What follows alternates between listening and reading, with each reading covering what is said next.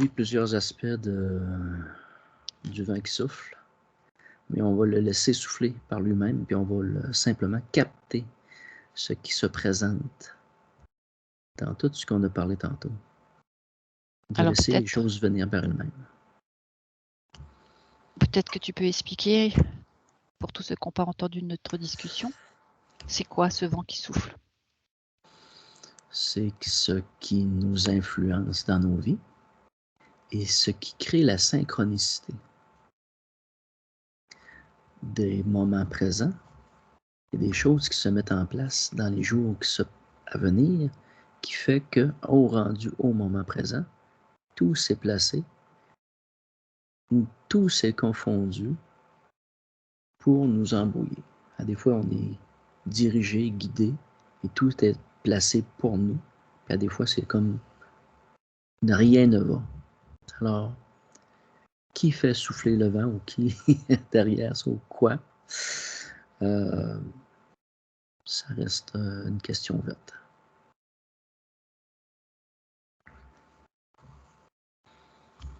Moi, j'ai quelque chose de l'ordre du fait que nous sommes héritiers de notre propre vent. Héritier du vent. Nous sommes héritiers de notre propre vent. Quand tu poses la question qui génère ce vent, moi, tout ce que j'ai, c'est soi. OK. Est-ce qu'on peut être soi et être enfargé par autre chose?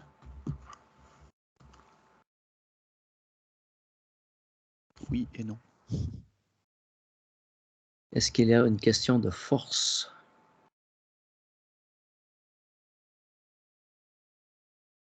À soi ou contre soi?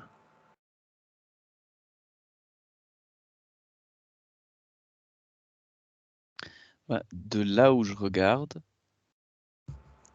ce dont j'ai l'impression, c'est que il y a, en tout cas dans cet espace-là, des choix et un vent qui va avec les choix. C'est comme si...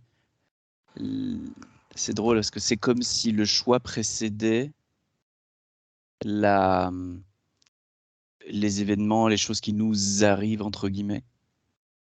Mmh. Et donc, de ce point de vue-là, je dois être dans un espace où la souveraineté est la loi. Est-ce qu'on parle de choix ou de souhait? Choix. Moi, j'ai choix, hein, ouais. Le souhait, lui, vient-tu influencer le vent? Ou cet aspect? Aucunement. OK, donc... Ouais, le souhait, c'est à l'intérieur comme une espèce d'immaturité. Ah, OK. Donc, le choix est une position ferme, déterminée, et qui, là, prend un point d'appui, une force. Incluant de la responsabilité. Ah, OK, c'est bon, ça. Le choix est dans la responsabilité. Absolument.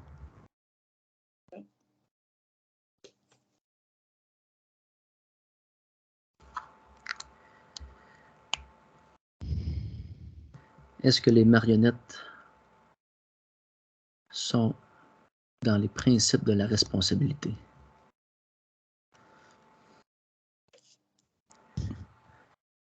Pas du tout. Ils subissent?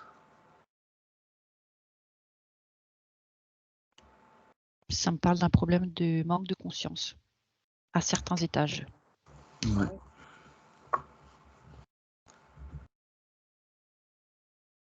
Moi, j'ai qu'ils sont comme le résultat de choix, comme s'ils étaient générés, créés.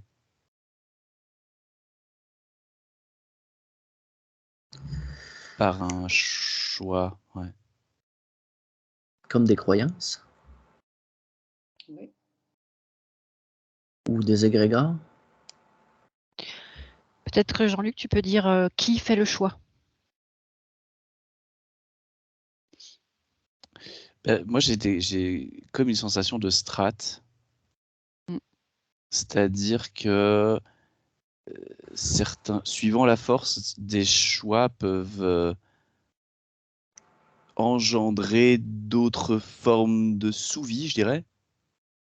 Ok. Nourrir d'autres formes de souris? J'ai l'impression qu'il y a, c'est bizarre, c'est un peu fractal. J'ai l'impression qu'il y a certains choix qui peuvent faire naître tout un tas de choses. C'est assez ouf, y compris du coup ce dont tu parlais, c'est-à-dire des êtres qui ne sont pas souverains en réalité. Qui Qui sont n'ont le pas de jouet de corps. ses choix. Ouais. Mais là, il faut quand même préciser que le niveau de la partie de soi qui fait les choix n'est pas forcément l'être incarné. Oui, clairement. Ouais. Donc, c'est parce que là, celui qui nous écoute, c'est pas forcément. Donc, c'est pour ça que tu parlais de strat, Jean-Luc. Moi, je voyais bien que ça se situait, et j'ai le mot qui vient, sur un plan cosmogonique. Donc, ça me parle plutôt de au niveau des sphères, au niveau des hautes sphères.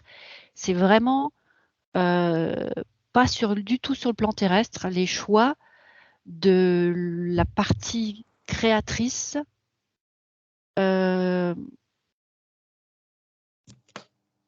qui comme est un petit peu le créateur de plusieurs choses, effectivement, et qui construit ce monde dans lequel certaines parties de lui de cet être vont s'incarner. Ça peut être dans plein de mondes. Hein.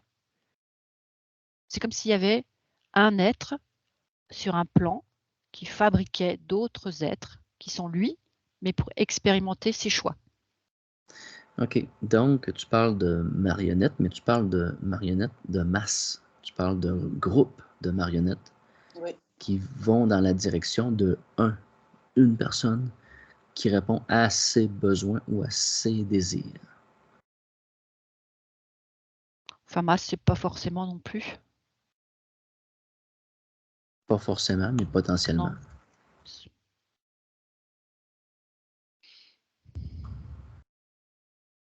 Ouais, ça me fait penser. Là, je revois le jeu les Sims, quand mes ados, elles avaient ce jeu-là, qui construisait.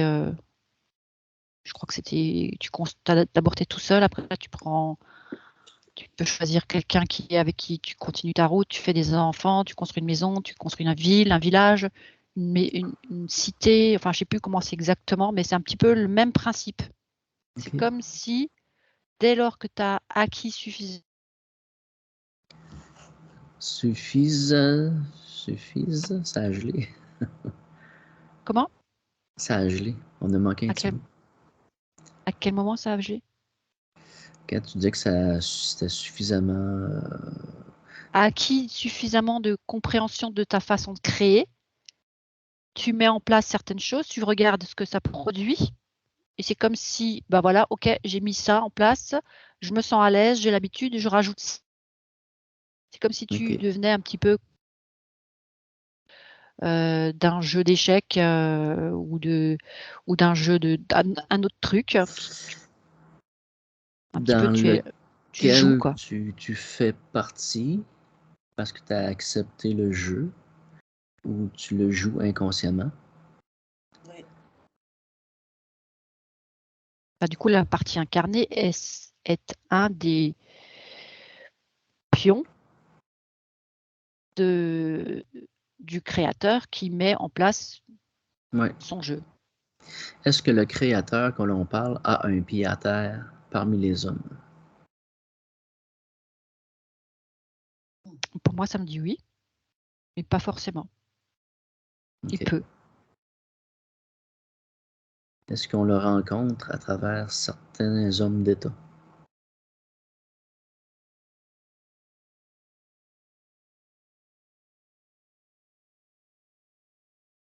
Ça arrive. Ils sont des fois aussi des marionnettes. Ouais, à la fois les deux.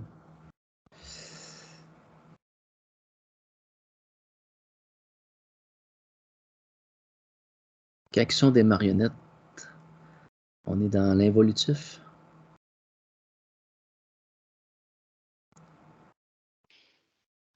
Je sais pas toi, Jean-Luc, mais moi, je n'ai pas l'impression qu'il y a une histoire d'involutif ou d'évolutif. Il y a juste une histoire de jeu. Si y Oui. a-t-il une partie souveraine, on peut-tu faire un comparatif entre une personne souveraine et une personne marionnette?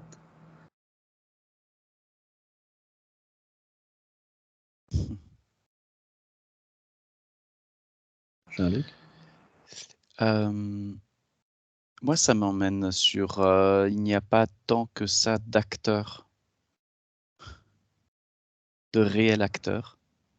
Et donc, j'ai plutôt comme une espèce de structuration assez neutre, un peu comme l'image que j'ai, c'est l'ovocyte qui se partage en deux, puis en quatre, puis qui va de la plus infinie simplicité à l'immensité de la complexité. Et c'est plutôt l'aspect, c'est plutôt cet aspect-là que je vois. Donc du coup, tout est marionnette et en même temps, rien n'est autre chose que l'acteur, si je puis dire. C'est plus cette notion de souveraineté qui est placée à un endroit et qui, moi, me questionne. C'est OK. pas très clair ce que je raconte, mais Parce que c'est ce que j'ai. celui qui est souverain, quelque part, sort du jeu ou joue un autre jeu. Alors moi, là, je suis en train d'observer deux choses différentes. OK. Par exemple, ce que Jean-Luc vient de dire, l'histoire de l'ovocyte qui se multiplie pour expérimenter quelque chose, un peu dans le processus, finalement, du vivant. OK.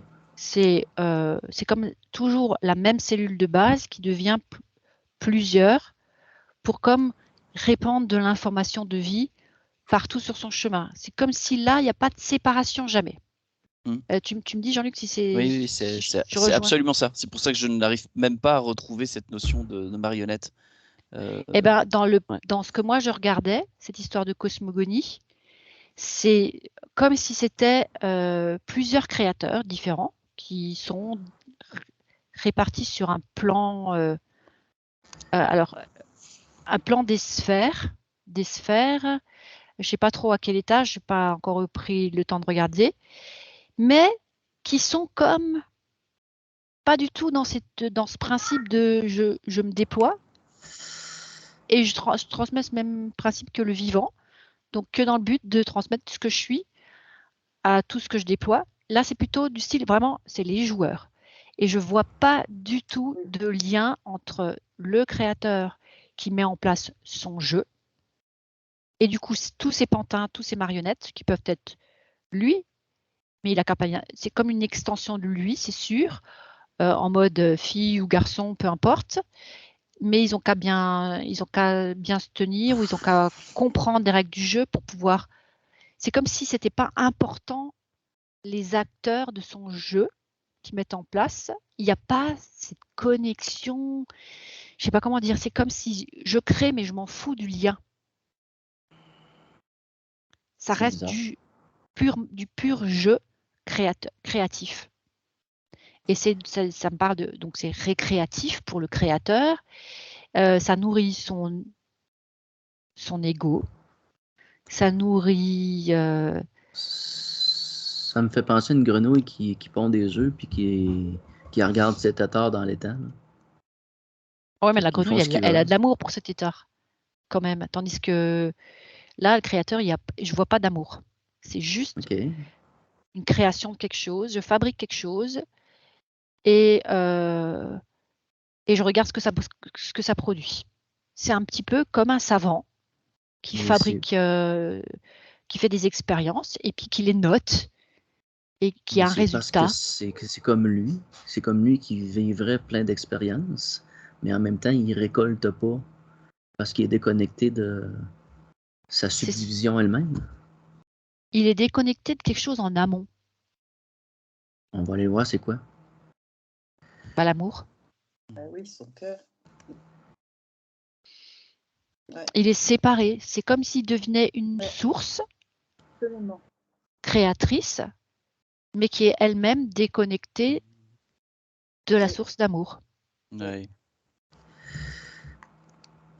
Et pour Euh, c'est marrant parce que de là, moi où je suis, je regarde ça et je sens que de l'amour et il y a comme une espèce de certitude infinie que quand l'heure viendra, il reviendra lui aussi. Ah, Ah bah il ne pourra que remballer toutes les pièces de son jeu, se dire C'est ça. échec et mat, mais par rapport à lui. Ouais. Mais donc lui, il est aussi aimé. Tout est Mm. permis. Mm. Et encore, mais ça dit tout est permis, mais tout n'est pas utile. Et ça prend tout son sens. Avec un grand sourire.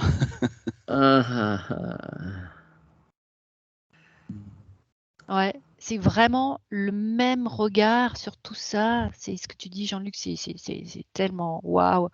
C'est le même regard bienveillant d'un père et d'une mère sur sa progéniture et qui l'observe évoluer et il peut avoir une progéniture nombreuse. Il n'y en a pas un qui va réagir pareil. Mm. Donc, ceux qui sont déconnectés, c'est un peu comme envoyer des enfants ou des parties d'eux-mêmes dans le vent, comme une semence de marguerite ou je sais pas. Moi. Je Non, dis marguerite, mais pas, c'est plus de pissenlit. il n'y a pas de volonté de les envoyer quelque part. Il n'y a Le pas de vent les emporte. Que Non, le vent les emporte. Non, même pas. non, c'est ce qu'ils sont déjà qui décident.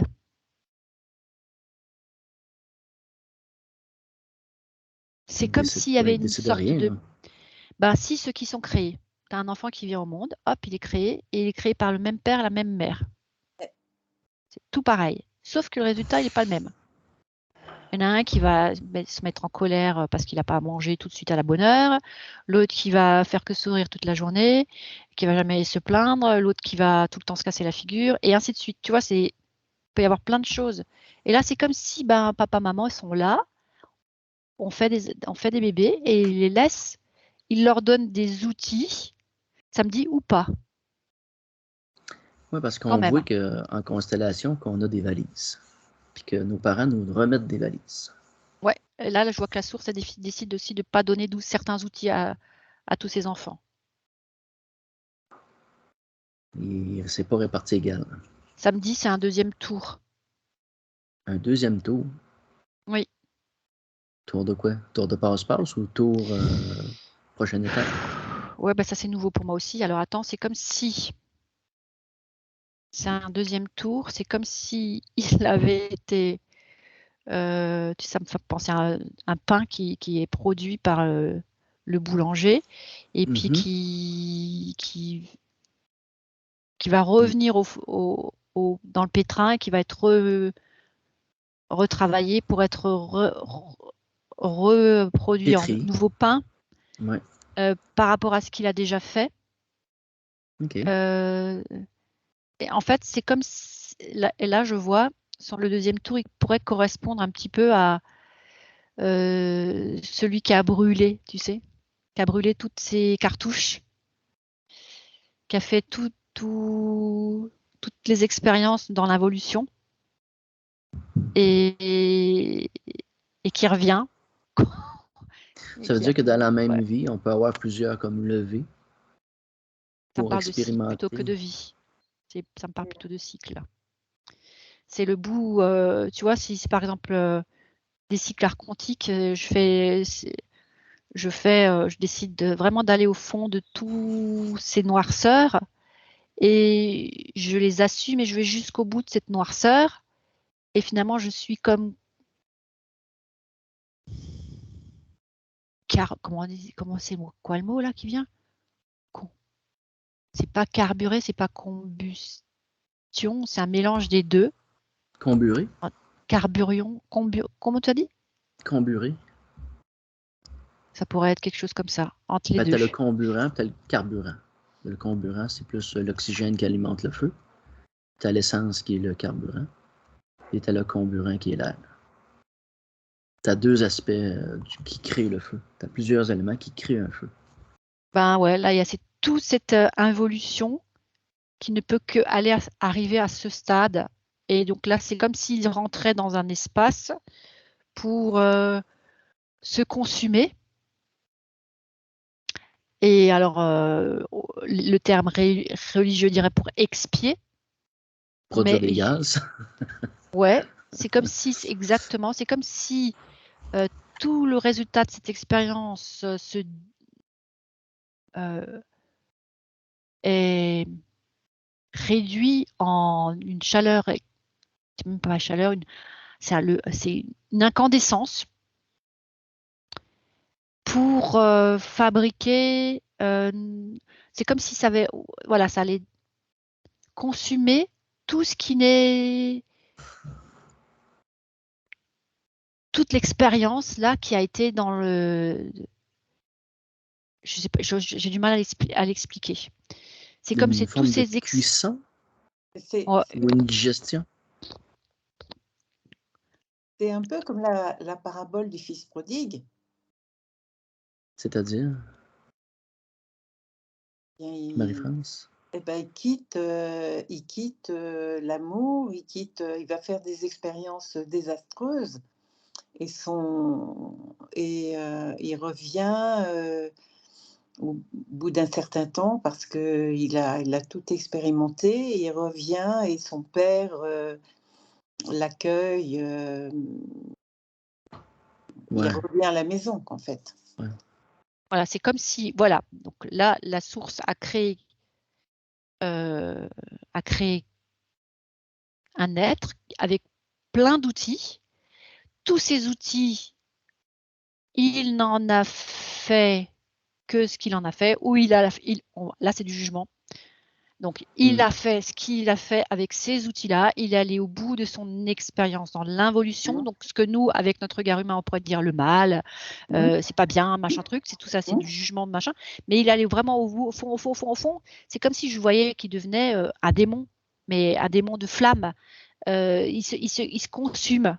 C'est comme si ils rentrent tous dans un espace où ça se consume, toute cette expérience, tous ces cycles, et ce résultat qui s'est consumé, ça crée une nouvelle émanation qui revient à la source, et l'amour de la source sur ce truc-là qui s'est complètement consumé, c'est comme si ça me fait un truc au niveau du cœur, c'est ça fait de nouveau comme s'il redonnait la vie. C'est comme s'il pouvait renaître, mais là, ça me dit sans outils. Oui. Ça, j'avais encore jamais vu, mais voilà. Donc là, je le vois. C'est un nouveau tour. Et ce que tu es en train de me dire, c'est qu'on y a retiré ses outils parce qu'il n'a rien fait finalement. Parce qu'il a fait quelque chose qui l'a amené là où ça l'a amené, que du coup, eh ben maintenant, je te donne aucun outil et regarde ce que ça produit. Ouais. Rapport à zéro. Et c'est comme s'il avait juste son cœur. Ouais, ok. Et c'est suffisant. Ah, mais c'est juste un... Tu vois, ça peut... Là, c'est comme si je voyais, par exemple, quelqu'un qui est handicapé mental ou qui ne sait pas parler et qui est vraiment affecté de différents maux, on va dire, mais qui a un cœur gigantesque et qui envoie du lourd. Ouais. Là, c'est dans l'extrême. Quelqu'un qui a absolument pas de conscience du tout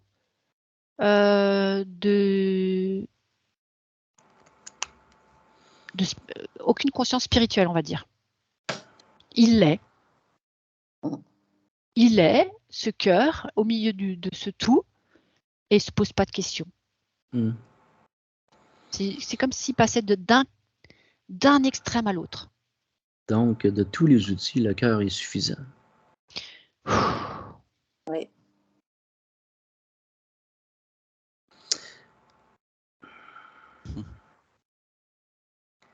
Ouais.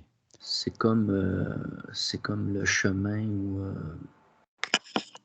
le chemin tracé reste le cœur. La voie du cœur.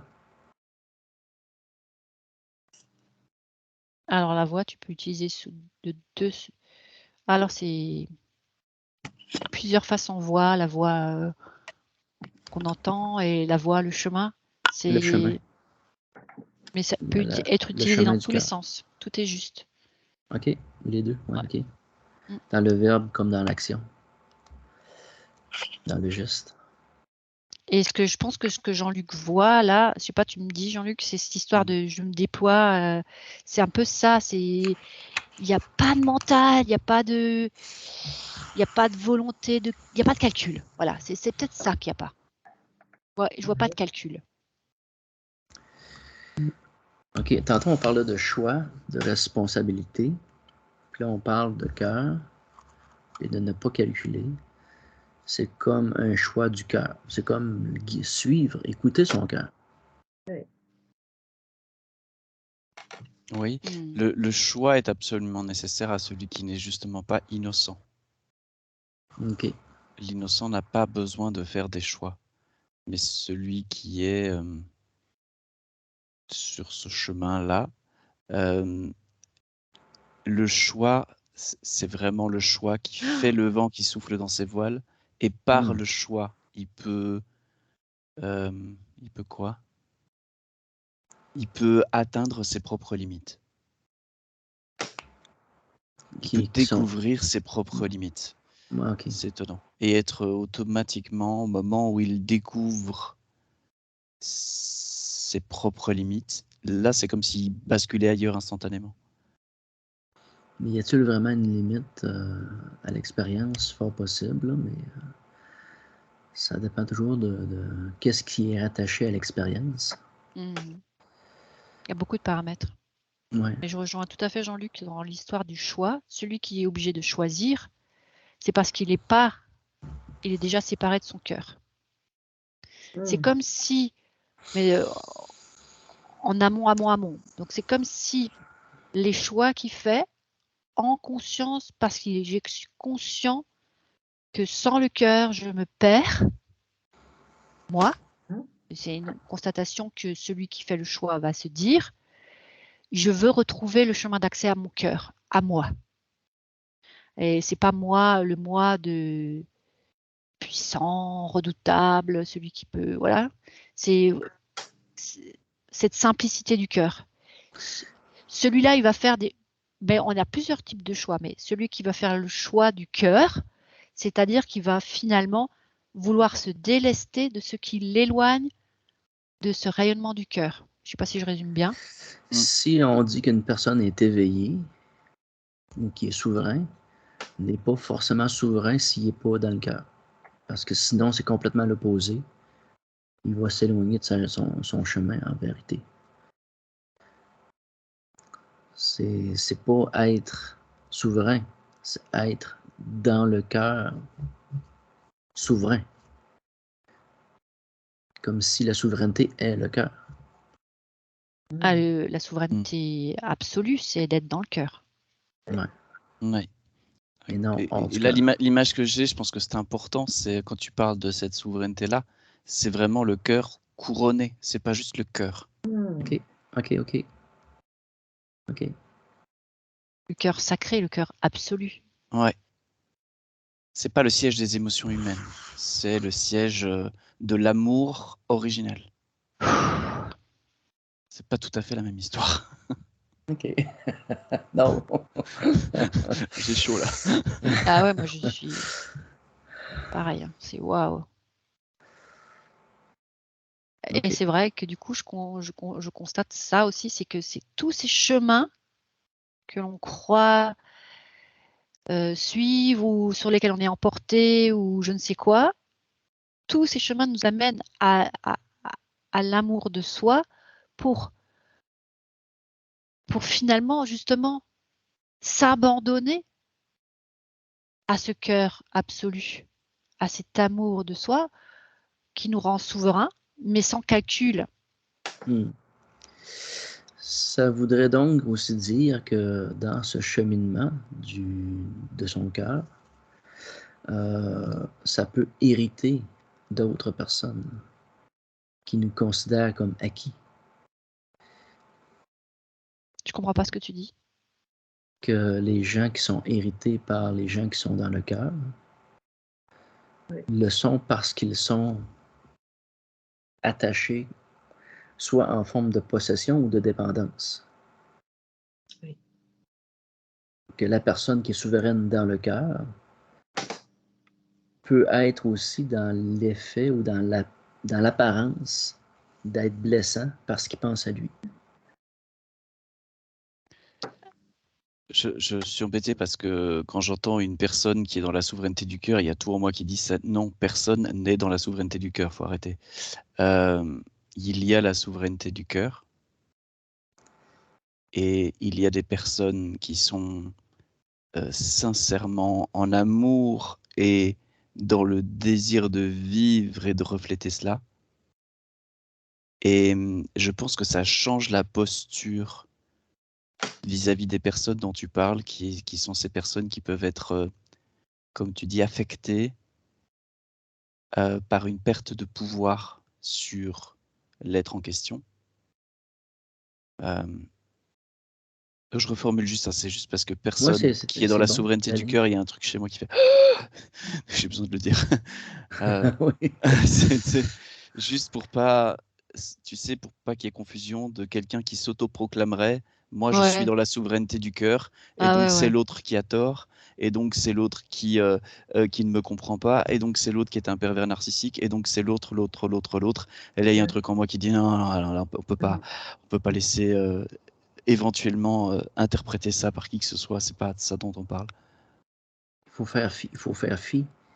Mais je crois même que celui qui justement est souverain dans son cœur, enfin qui est dans le cœur, il va même pas se poser toutes ces questions. Non. De faire de la peine aux autres. Il se pose pas des questions. Il est. Il est. Alors il se prend une part égale et il en offre une part égale à tous les autres. Il n'a même pas à le faire. Ok. Il réfléchit tout pas à ça. C'est, tu vois, c'est du calcul. Ouais. Il n'y a pas de calcul dans le cœur, dans l'amour, dans le cœur absolu, encore ce qu'a dit Jean-Luc. Il n'y a pas de calcul. Quand quand un être humain, alors un être humain qui n'a pas faim, qui n'a pas mal, qui est bien nourri, qui est suffisamment nourri, qui est suffisamment en bonne santé, qui a une vie à peu près malin, eh ben il peut se permettre de dire je suis dans le cœur. Il a l'impression que tout va bien pour lui et qu'il émane de l'amour.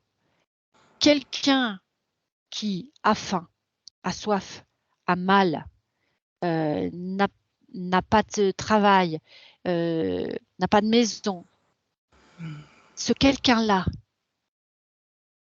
s'il n'est pas dans le calcul de,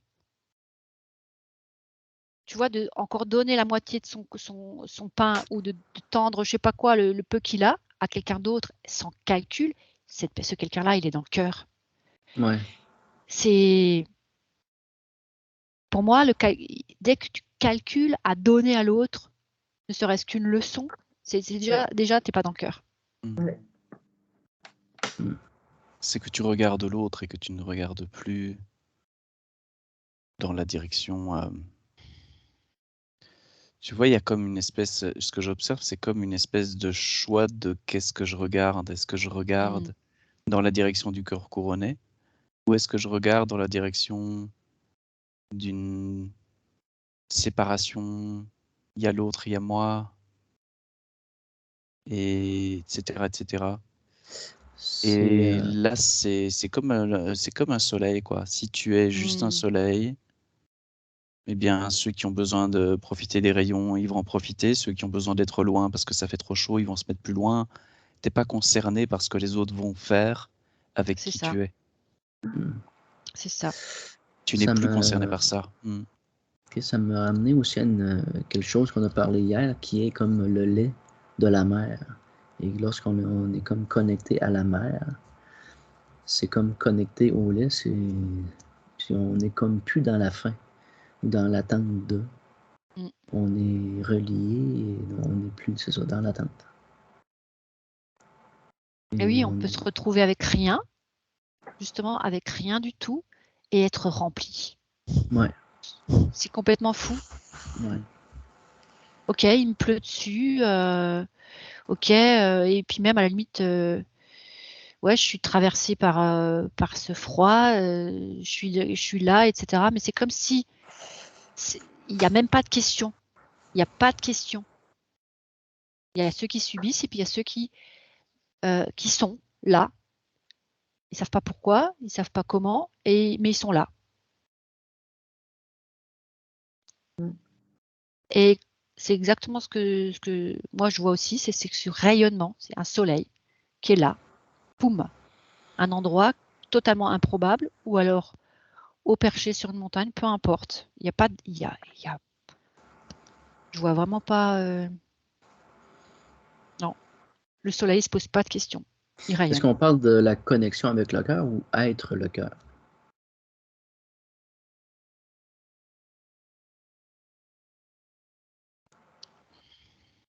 Moi, je dirais que il n'y a pas de séparation entre la source, le cœur de la source et le cœur de ton cœur.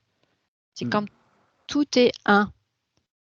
Tout est un et il n'y a même pas de séparation entre celui qui est connecté à la source et tous les autres. Donc, de penser à une connexion est comme de penser à c'est comme une séparation en soi. C'est de penser à l'unité du cœur en toute chose. Mais penser, c'est déjà trop. Ouais. Trop. C'est être. Mais déjà commencer par être à regarder dans cette direction-là, c'est déjà un geste extraordinaire, quoi. En faire son point d'attention premier, c'est déjà un premier geste extraordinaire. Et après, ce que j'ai l'impression, c'est que petit à petit, le fait de regarder dans cette direction, ça fait comme une espèce d'attraction, puis fusion. Ouais, c'est beau. Et du coup, peu importe où on se situe, où on en est, on peut tous tourner son regard dans cette direction-là. Il n'y a pas d'impossibilité. Et c'est juste pour remettre quelque chose d'un peu plus doux dans le fait de ou bien on y est ou bien on n'y est pas. C'est regarder dans cette direction, ça semble exercer automatiquement un mouvement qui fait qu'on finit par être complètement ça, tôt ou tard.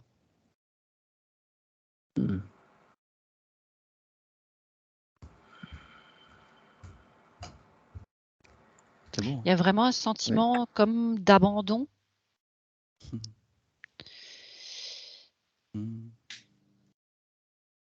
Extase, c'est différent. C'est une extase, mais pas une extase. Tu sais, c'est comme je dirais, c'est comme un bébé qui est bien nourri, qui a fait son rot et qui se sent en sécurité contre le sein de sa mère.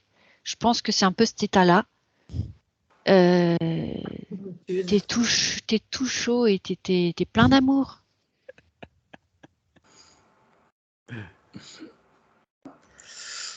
Ça fait un peu ça, quoi. Alors le mettre, évidemment, dans le concret, de mettre cet état-là dans le concret, ça paraît, ça paraît délectable, ça paraît waouh, on aimerait bien tous ressentir cet état de grâce, hein, parce que finalement c'est un état de grâce où on se pose pas de questions sur demain, même sur. En fait, je pense que l'histoire de faire des choix quand on n'y est pas dans cet état-là, c'est de se dire je suis pas capable encore aujourd'hui, mais je tends vers ça. Ouais. C'est peut-être ça. Là, à ce moment-là, on fait le choix de vouloir tendre vers cet abandon de ce soi de matière, de ce soi de mental, de tout ce qui nous sépare encore finalement les uns des autres, tout ce qui nous fait voir toutes les différences chez l'autre qui finalement sont cette richesse. Tu vois, comment faire pour que le regard que je mets à l'extérieur soit aussi de la nourriture? C'est un peu comme si tu me dirais que dans notre bateau, on choisit d'abaisser la voile et d'attendre le bon vent et de déployer la voile au bon moment pour les vents favorables, Oui. ou de se prédisposer à accueillir le vent favorable. Ça, c'est quand on n'est pas encore en capacité de mettre sur automatique. Tu parles d'un moteur électrique, toi, là? T'as un bateau. T'as un moteur. Ton bateau, allez, tu as un bateau avec éolienne et panneaux photovoltaïques, et puis il peut se mettre en mode automatique. Donc la voile va se dresser quand c'est le moment, et le gouvernail, il va aller dans la bonne direction tout le temps. Parce que tu es dans cet abandon que finalement, tout est juste. Chaque moment que tu vis, tout est juste. Parce tout va t'amener toujours plus près de toi, de cet amour en toi, de ce retour à la source que tu peux vivre si tu le décides, même ponctuellement, même juste quelques secondes. Et si tu y goûtes quelques secondes à cet abandon à l'intérieur de toi, à cet amour qui est là, au fond de chacun, s'autoriser à regoûter à ça, c'est petit à petit, ça prend de plus en plus de place. Et tu te dis, ok, moi c'est ça que je veux. Je veux arrêter de me casser la tête.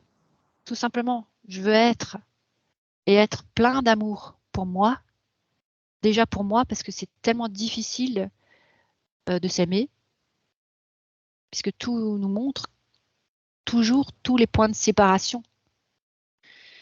Alors, j'arrête de regarder ce qu'on me montre, qui me sépare encore de cet amour, et je regarde ce qui me rapproche de l'amour.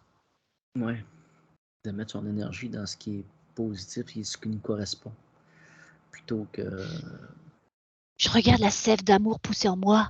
J'ai envie de te dire ça. Tu sais, c'est comme si je reprenais un cycle végétatif. Oui, comme les végétaux. Ouais, le cycle végétal, c'est quoi? C'est un peu cet état-là. Je ne sais pas comment tu le sens, Jean-Luc, ou Marie-France, comment vous le sentez tous les deux? Mais la beauté aussi, ça crée cet état-là, d'être émerveillé par la beauté, la nature. Moi, ça m'a amené à l'aspect aussi de cicatrisation. Quand on parle de végétal, c'est que le végétal, comme être immortel, va prendre le temps qu'il lui faut pour se cicatriser et retrouver ou se réhabiller d'une enveloppe de beauté.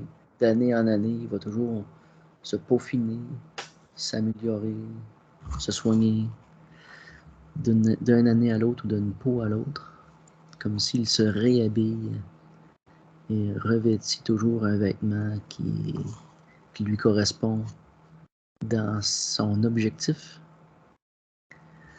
dans son cheminement, dans sa perfection, dans sa beauté. Ah, c'est toujours pareil, c'est quoi la beauté? Ah ben la beauté est dans l'aspect d'épanouissement. Même si l'arbre est croche ou quelque part il est recouvert de mousse, il y a quelques branches mortes, ça y amène un aspect, des fois, un charme.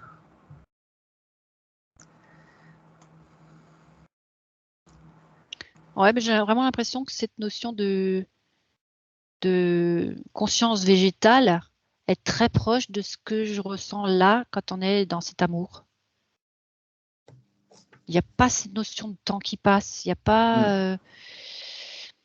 D'être pressé non plus. Il y a comme, oui, mais... Il n'y a pas cette notion d'être séparé de tout le vivant. Tu vois, c'est comme si, en tant que conscience végétale, on est dans ce tout et on ressent ce tout. On ne se sent pas tout seul au milieu du tout. On se sent comme faisant partie du tout.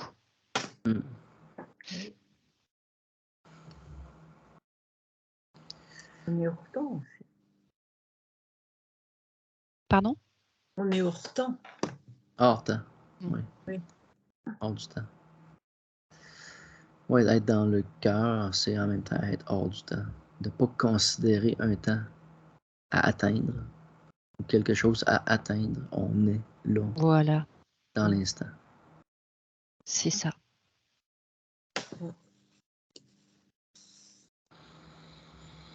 Ouais, c'est plutôt pas mal.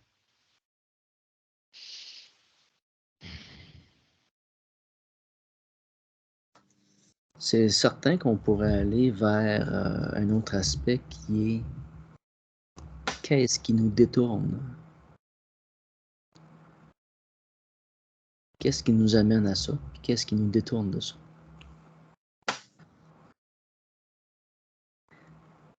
Parce qu'on peut se laisser distraire.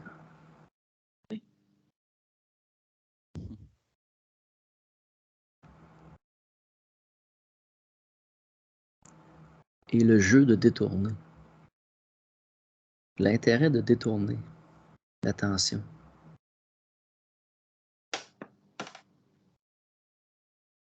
On n'a plus envie aussi.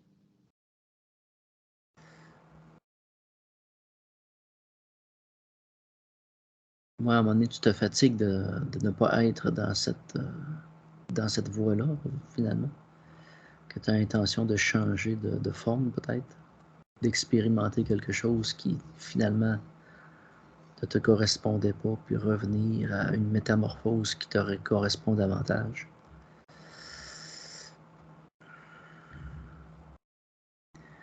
Plutôt que de voir des influences extérieures, mais de la façon qu'on les accueille, ou comment qu'on gère ça. Qu'est-ce qu'on prend? Qu'est-ce qu'on ne prend pas? Qu'est-ce qu'on Ouais, il y a accueille? trop de paramètres. Il y a vraiment trop de paramètres pour pouvoir faire une généralité. C'est large. Hein? Il y C'est a pas tellement possible. d'influences. Ouais. Et comme dit, hein, c'est toujours pareil, ça dépend du point de départ. Est-ce que je pars en étant cet élément-là, cette cellule connectée à la source qui fait que se déployer. Et à ce moment-là, c'est la vie, c'est l'amour, plouf, plouf, plouf, plus. Ou alors, je me suis séparée de la source et je dois expérimenter cette séparation, ou je dois simplement me souvenir que je me suis séparée. Juste ça. Ah mince, je suis séparée de la source et c'est pour ça que c'est difficile. C'est pour ça que c'est difficile, parce que si je suis connectée à ma source, c'est tellement simple. Et plus je me reconnecte à la source, parce qu'il n'y a pas qu'un point de connexion. Hein, on parle du cœur, mais souvent le cœur est tellement encombré, tellement saturé de tas de choses, tellement verrouillé, cadenassé, tout ce que tu veux, que jusqu'à ce que le cœur puisse se connecter à la source, il y a des sites qui peuvent passer. Mais se rendre compte que petit à petit, à cet endroit, ah oui, dans cet endroit-là, ce que je vis, je suis séparée de l'amour. Alors peut-être que pour moi, source, si je mets le mot amour à la place de source, ou source d'amour, les deux sources d'amour, pour moi, c'est une seule chose, ce que je pourrais dire l'amour, parce que pour moi, c'est le seul point, l'indispensable, le liant ultime de tout. Pour résumer, si je te dis que Obélix ne s'est pas séparé de sa marmite.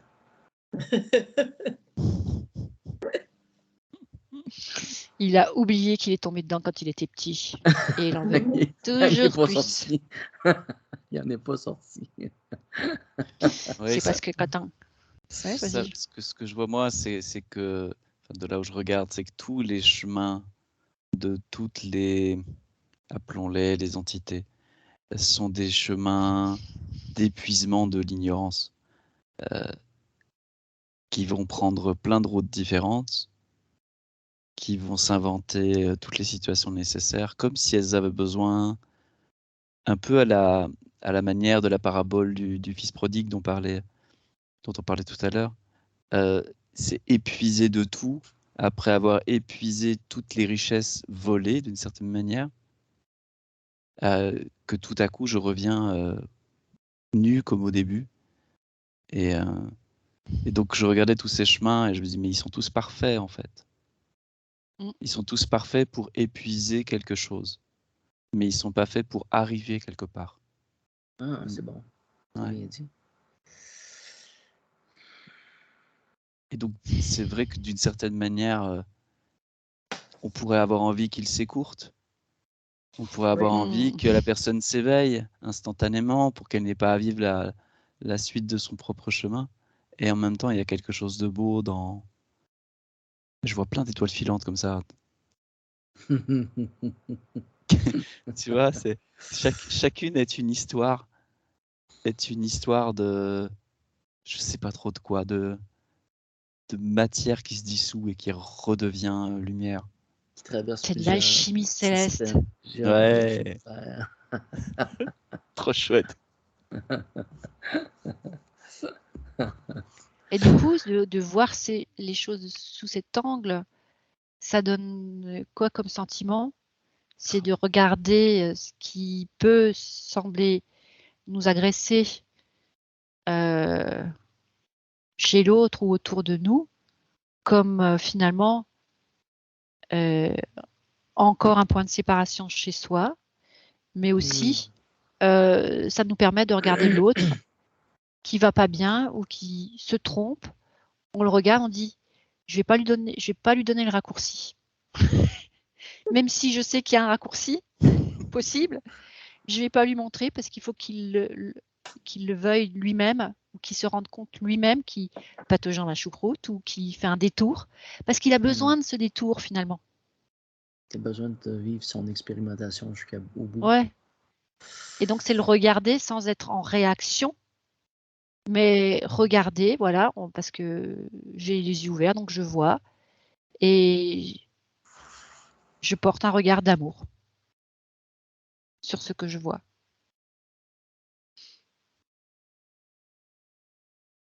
Voilà. Ouais.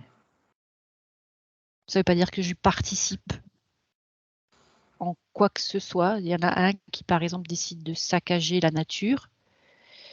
Il a besoin de comprendre quelque chose en faisant ce qu'il fait. Ça m'attriste pour la nature. Je ne vais pas aller lui taper dessus parce qu'il a besoin de...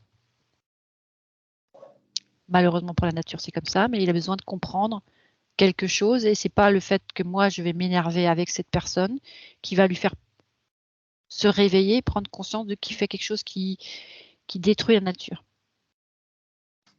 Il va devoir certainement passer par d'autres voies, par d'autres chemins qui vont essayer de lui montrer ce qu'il fait et peut-être qu'il n'arrivera jamais à comprendre ce qu'il fait et qu'il lui faudra encore une autre vie, puis une autre vie et ainsi de suite jusqu'à ce que tout d'un coup, mais oui, c'est évident. J'ai l'impression qu'on pourrait placer une question dans une personne plutôt que de placer une réponse ou de suggérer des chemins. C'est un peu lui positionner un questionnement qui le remette en question. L'influence potentielle, pour moi, serait peut-être de l'emmener à réfléchir plutôt qu'à y présenter des aspects ou des solutions. Moi, j'ai l'impression que les deux sont bons, mais qu'il y a quelque chose du fait de ce qu'on est en train de mettre en lumière qui est de considérer que l'autre est une histoire sacrée. Ok. Et du coup, d'essayer de regarder, de l'approcher comme cette histoire sacrée. Et avant d'intervenir, peut-être prendre vraiment le temps d'essayer d'entendre au mieux quelle est cette histoire. Pour ne pas être en réaction par rapport à notre propre histoire. De faire des comparaisons. Ouais. Et je pense là, tu vois, que depuis cet espace-là, bah, ça peut être une gifle, une engueulade, un sourire, une caresse. La forme, finalement, peut être... je vois pas de limite à la forme que ça peut prendre. Mais par contre, cette attention-là, moi, c'est ce que je découvre là. Je me dis, ben oui, bon sang, l'autre est vraiment une histoire sacrée que je ne connais pas.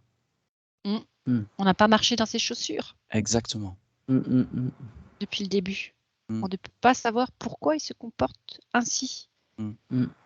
Et je crois qu'il y en a un monsieur très célèbre qui a dit ça: tant que tu n'auras pas marché dans les chaussures de l'autre, tu ne peux pas le juger.